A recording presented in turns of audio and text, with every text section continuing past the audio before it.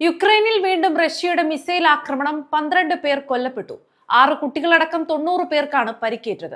നിരവധി പേരെ കാണാതായി. 70 മിസൈലുകളും 145 ഡ്രോണുകളും ഉപയോഗിച്ച് ഈ വർഷം റഷ്യ നടത്തിയ ഏറ്റവും കനത്ത ആക്രമണമാണിത്. മിസൈലുകൾ വീണ തലസ്ഥാന നഗരത്തിലെ നിരവധി കെട്ടിടങ്ങൾ തകർന്നു വീണു.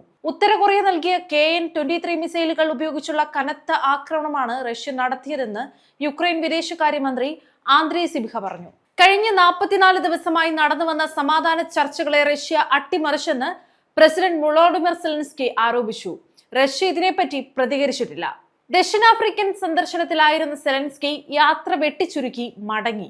കീവ് നഗരത്തിന്റെ പടിഞ്ഞാറൻ മേഖലകളിലെ 13 ഇടങ്ങളിലാണ് കനത്ത നാശനഷ്ടമുണ്ടായത്. കെട്ടിടാവശിഷ്ടങ്ങൾക്കിടയിൽ മൊബൈൽ ശബ്ദിക്കുന്ന സ്ഥലങ്ങൾ കണ്ടെത്തി കുടുങ്ങിക്കിടക്കുന്നവരെ തിരയുന്ന രക്ഷാപ്രവർത്തകരുടെ ദൃശ്യങ്ങൾ പുറത്തുവിട്ടിട്ടുണ്ട്. വ്യോമാക്രമണ സൂചനയായി സൈറൺ മുഴങ്ങിയെങ്കിലും പുറത്തെത്തുന്നതിന് മുൻപ് തന്നെ ആക്രമണം നടന്നുവെന്നാണ് പ്രദേശവാസികൾ പറയുന്നത്.